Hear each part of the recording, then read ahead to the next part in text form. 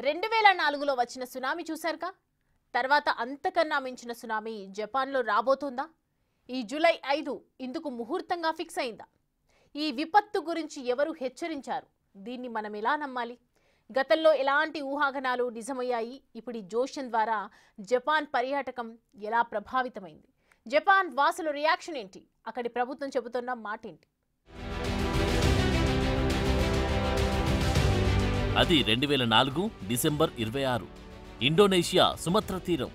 భారీ భూకంపం కారణంగా సునామీ. 14 దేశాల్లో ప్రళయ ప్రాకృతి విలయం. 2,30,000కు పైగా ప్రాణనష్టం. సరిగ్గా అలాగే జపాన్కి చెందిన న్యూ వంగాబాబా జోష్యం. జూలై 5న జపాన్కి భారీ సునామీ. Hong Kong to Japan. ఏకంగా 83% ఫ్లైట్ బుకింగ్స్ రద్దయ్యాయంటే పరిస్థితి ఏంటో ఊహించుకోవచ్చు. ఈ సునామీ రాకముందే ఇంతటి విధ్వంసం సృష్టిస్తుంటే వచ్చాక పరిస్థితి ఏంటి? ప్రాణ ఆస్తి నష్టాల విలువ ఎంత? ఊహించుకోవడానికి భయానకం, బీభత్సం, విస్తృత ప్రాకృతిక విధ్వంసం, ప్రళయ విలయ తాండవం. ఇది సాధ్యమేనా? ఇలా జరిగే అవకాశముందా? న్యూ బాబా వంగాగా ప్రసిద్ధి చెందిన జపాన్ మాంగా కళాకారిణి టాట్సుకి చెబితే చెప్పినట్టు జరిగిపోతుందా? 2011లో ఫుకుషిమా దైచి అణుప్రమాదం గురించి చెప్పిన జోష్యం నిజమైనట్టు ఇది కూడా జరిగి తీరుతుందా? జపాన్ కేంద్రంగా అసలేం జరుగుతుంది అన్నదిప్పుడు ప్రపంచవ్యాప్త చర్చగా మారింది. జపాన్ మొత్తం ప్రస్తుతం ఒకటే చర్చ. How to handle the July 5th. ఈ రోజున ఎంత పెద్ద ఎత్తున సునామీ వస్తుంది? దాని తాలూకు ప్రకంపనలు ఎలా ఉంటాయి? ఏ రూపంలో భూకంపం రావచ్చు అన్న టెన్షన్లో జపనీయులుండగా ఈ దేశానికి రావాలంటేనే హడలిపోతున్నారు ఒకరొకరు. హాంకాంగ్ టు జపాన్కి నడిచే ఫ్లైట్ బుకింగ్స్ ఎంత దారుణంగా పడిపోయాయంటే బాప్రే, అంతగా జపాన్ కోచాలతో సహా కదిలిపోతుందా అన్న టెన్షన్. అయితే ఈ పుకార్లను నమ్మవద్దని కోరుతుంది జపనీస్ ప్రభుత్వం. కానీ జనం మాత్రం ప్రభుత్వ సూచన లైట్ తీసుకుంటూ న్యూ బాబావంగా చేసిన ఈ హెచ్చరికలను సీరియస్ గా భావిస్తున్నారు. నాటి సునామీని ఒక్కసారిగా కంటి ముందుకు తెచ్చుకుంటున్నారు. ఆ ఊహల్లో నుంచి ఉలిక్కి పడుతున్నారు. జపాన్ అంటే భూకంపాలు సర్వసాధారణం. ఈసరికి జపనీయులు భూకంపాలకు బాగా అలవాటు పడిపోయారు కూడా. అందుకు అనుగుణంగా టెక్నాలజీ పెంచుకొని తద్వారా ఎలాంటి విపత్తు వచ్చినా సరే తట్టుకొని నిలబడుతున్నారు. అలాంటి జపనీయులు కూడా గజగజ వణికిపోతున్నారంటే పరిస్థితి ఏంటో ఊహించుకోవచ్చు. న్యూ బాబావంగా ద ఫ్యూచర్ ఐసా అని తన పుస్తకం ద్వారా కోవిడ్-19ని అంచనా వేశారు. చెప్పింది చెప్పినట్టు జరిగింది. ఆ తర్వాత 2025 జూలైలో జపాన్కి ఒక భారీ విపత్తు సంభవించబోతున్నట్టు చెప్పారు. దీంతో జపనీయుల గుండెల్లో రైళ్లు పరిగెడుతున్నాయి. అది జరిగినట్టు ఇది జరిగితే అన్న టెన్షన్తో గజగజ వణికిపోతున్నారు. ఈ హెచ్చరిక కారణంగా ఇప్పటికే జపాన్ పర్యాటకం ప్రభావితమైంది. జపాన్లో ఏప్రిల్, మే వసంతకాలంలో చెర్రీ బ్లోసమ్ సీజన్ నడుస్తుంది. దీన్ని ఆస్వాదించడానికి పెద్ద ఎత్తున పర్యాటకులు వస్తుంటారు. గతంతో పోలిస్తే సగానికి సగం ఈ సెలవుల పర్యాటకం తగ్గినట్టు చెబుతున్నాయి హాంకాంగ్ ట్రావెల్ ఏజెన్సీలు. అసలు ఏం జరగబోతుంది? ఆమె చెప్పిన ప్రకారం ఎక్కడ ఈ విపత్తు జరగబోతుంది అని చూస్తే జపాన్, ఫిలిప్పీన్స్ మధ్య సముద్ర గర్భంలో పగుళ్లు సంభవిస్తాయని, టోహోకు భూకంపం కంటే 3 రెట్లు ఎక్కువగా అలలు తీరానికి ఎగిసిపడతాయని వర్ణించింది న్యూ బాబావంగా. దీంతో హాంకాంగ్ ఎయిర్లైన్స్ ఈ ఏడాది జూలై, ఆగస్టులో కగోషిమా, కుమామోటో వంటి దక్షిణ నగరాలకు తన సర్వీసులు నిలిపివేసింది. ఒక జ్యోతిష్యానికి ఇంత పెద్ద ఎత్తున రియాక్షన్ రావడమేంటో అర్థంగాక బుర్రలు బద్దలు కొట్టుకుంటున్నారు ఒకరొకరు. అయితే ఇదంతా గతంలో ఆమె చెప్పిన జోష్యాలు ఫలించడం వల్ల వచ్చిన రియాక్షన్ గా భావిస్తున్నారు. మార్చి 2011లో జరిగిన టోహోకు భూకంప సునామీ, యువరాణి డయానా మరణం, ఫ్రెడ్డీ మార్కిరీ మరణం వంటి వాటితో పాటు కోవిడ్-19 మహమ్మారి వంటి అనేక ప్రధాన సంఘటనలను ఆమె అంచనా వేశారు. 2030లో కోవిడ్ కొత్త ప్రాణాంతక రూపం తిరిగి పుట్టుకొస్తుందని కూడా ఆమె తన కాలజ్ఞానంలో రాశారు. జూన్ చివరి వారం నుంచి ఈ ప్రభావం కనిపిస్తోంది. గత ఏడాదితో పోలిస్తే ఈ ఏడాది జపాన్ ఫ్లైట్ బుకింగ్స్ 50% తగ్గాయని రిపోర్ట్ చేసింది బ్లూంబర్గ్ ఇంటెలిజెన్స్. లోకల్ క్యారియర్లు, బోయింగ్ విమానాలు నడుపుతున్న ఎయిర్లైనర్లు 15 నుంచి 20% రద్దయ్యాయి. కొందరు జపాన్ టూరిస్టులైతే తమకెంతటి అత్యవసర పనులున్నా వాటిని జూలై నెల నుంచి వాయిదా వేసుకుంటున్నారు. ఏటా ఈస్టర్ సెలవుల డిమాండ్ ఎక్కువగా ఉంటుంది. గ్రేటర్ బే ఎయిర్లైన్స్ గతం కన్నా ఈ సీజన్లో తక్కువగా ఉండడం తను తీవ్రంగా కలవరపెడుతుందని ప్రకటించింది. యోషిహిరో గవర్నర్ ఆఫ్ మియాగి చెప్పే లాజిక్ ఏంటంటే ఈ పుకార్లన్నీ తప్పు. జపనీయులేమీ దేశం విడిచి విదేశాలకు పారిపోవడం లేదుగా. ఈ చిన్ని లాజిక్ మీరు ఎలా మిస్ అవుతున్నారు? ఒకవేళ జపాన్ అంత అల్లకల్లోలమైపోతే ఇక్కడి వారు ఇంత నిమ్మలంగా ఎలా ఉంటారు? దీన్ని బట్టి మనం అర్థం చేసుకోవాల్సింది ఏంటంటే ఈ గాసిప్స్ నమ్మొద్దు. ప్రపంచ ప్రజలు కూడా దీన్ని విశ్వసించి జపాన్ని సందర్శించాలని ఆశిస్తున్నానంటూ పిలుపునిచ్చారా గవర్నర్. జపాన్ ఎంత టెక్నికల్లీ హై-ఎండ్ లాంటి దేశం కావచ్చు గాని అక్కడ ఉండేది మనుషులే.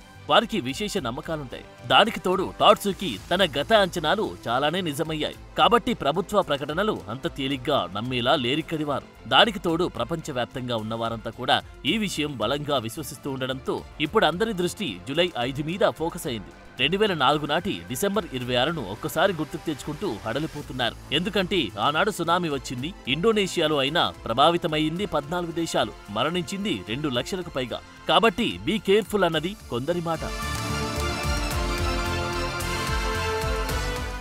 ఇప్పటి వరకు ఈ ప్రపంచాన్ని తమ భవిష్యవాణి ద్వారా నమ్మించిన వారు వేళ్ల మీద లెక్కబెట్టగలిగినంత మాత్రమే ఉన్నారు. అందులో నోస్ట్రడామస్ ఒకరైతే తర్వాత మన తెలుగు కాలజ్ఞాని వీరబ్రహ్మేంద్ర స్వామి వారు ఒకరు. వీరితో పాటు బాబా వంగ, న్యూ బాబా వంగ అంటూ కేవలం 4 మాత్రమే ఈ రోజులో వెలుగులోకి వచ్చారు. నోస్ట్రాడామస్ ఒక ఫ్రెంచ్ జ్యోతిష్య వైద్య నిపుణుడు. తన పుస్తకం లెస్ ప్రాఫిటిస్ ద్వారా ప్రసిద్ధి చెందాడు. ఇందులో ఆయన కవితా రూపంలో అనేక భవిష్యత్ అంచనాలు రాసుకొచ్చాడు. ఇవి ఆ తర్వాతి రోజుల్లో కొన్ని చారిత్రక ఘటనలకు సంబంధించి సరిపోల్చితే ఇది ఏనాడు నోస్ట్రాడామస్ చెప్పినవిగా నమ్మేవారు. నోస్ట్రాడామస్ లెస్ ప్రాఫిటిస్ అనే ఈ పుస్తకం 1555లో మొదటిసారి వెలుగులోకి వచ్చింది. ఇందులో 1000 క్వార్టైన్లు లేదా 4 లైన్ల పద్యాలుంటాయి. అయితే వీటి ద్వారా ఆయన చెప్పినవి ఏవేవి నిజమయ్యాయో చూస్తే లండన్ అగ్ని ప్రమాదం, ఫ్రెంచ్ విప్లవం, 2వ ప్రపంచ యుద్ధం, హిరోషిమా నాగసాకి అణువిధ్వంసం, నెపోలియన్ అడాల్ఫ్ హిట్లర్ ఎదుగుదల, Apollo moon landing, space shuttle Challenger విపత్తు, వేల్స్ రాణి డయానా మరణం, వరల్డ్ ట్రేడ్ సెంటర్పై సెప్టెంబర్ 11 దాడులు వంటివి నోస్ట్రాడామస్ సూచించినట్టు గుర్తించారు చరిత్రకారులు. ఇవి ఆయన చెప్పినట్టు జరిగాయంటారు. సరిగ్గా అదే సమయంలో భారత్కి సంబంధించి మోడీ గురించి కూడా నోస్ట్రాడామస్ రాశారని 2016లో తన ఫేస్బుక్ లో రాసుకొచ్చారు. కేంద్ర మంత్రి కిరణ్ రిజిజు 2014 నుంచి 2026 వరకు ఆయన పాలన సాగుతుందని, మొదట మోడీని అందరూ ద్వేషిస్తారు కానీ తర్వాతి కాలంలో ఆయన భారత్కి మాత్రమే కాకుండా ప్రపంచానికి మార్గదర్శిగా ఎదుగుతారంటూ నోస్ట్రాడామస్ 1555లోని ఊహించినట్టు చెప్పారాయన. ఇక నోస్ట్రాడామస్ తర్వాత అంతగా తన కాలజ్ఞానంతో ఆకట్టుకుంది వీరబ్రహ్మేంద్ర స్వామి. బ్రహ్మంగారి జననం కూడా 1500 కాలం నాటిదే. తన కాలజ్ఞానం ద్వారా జరగబోయే సంఘటనలు, సాంఘిక మార్పులు, సాంకేతిక పురోగతి గురించి జోస్యాలున్నాయి. ఆయన నీటిలో దీపాలు వెలిగిస్తారన్నది నిజమైందని, అదే తర్వాతి కాలంలో కరెంటుగా వచ్చినట్టు చెప్తున్నారు. ఎద్దులు లేకుండా బండ్లు నడుస్తాయని చెప్పడం కూడా నిజమైందంటారు. కాశీపట్నం 40 రోజులు మూతపడుతుందన్న మాట కూడా నిజమైనట్టు భావిస్తారు. అంబ 16 ఏళ్ల పాటు రాజ్యమేలుతుందని ఇందిరాగాంధీ గురించి చెప్పినట్టుగాను విశ్వసిస్తారు. తెర మీద బొమ్మలు గద్దెనెక్కుతారని అనడం కూడా ఎంజీఆర్, ఎన్టీఆర్, జయలలితతో పోల్చుతారు. ఇక రాచరికాలు పోయి రాజుల పాలన నశిస్తుందని చెప్పడం కూడా నిజమేనని అంటారు. ఆకాశాన పక్షి వాహనాలు కూలి ఎందరో మరణిస్తారని చెప్పడం విమాన ప్రమాదాలకు సంబంధించినదిగా భావిస్తారు. ఇక జనసంఖ్య విపరీతంగా పెరుగుతుందని కూడా బ్రహ్మంగారు చెప్పారని, అది ఇప్పుడు నిజమైందని భావిస్తారు. హైదరాబాద్ మత కలహాల గురించి కూడా ఆయన చెప్పారని అంటారు.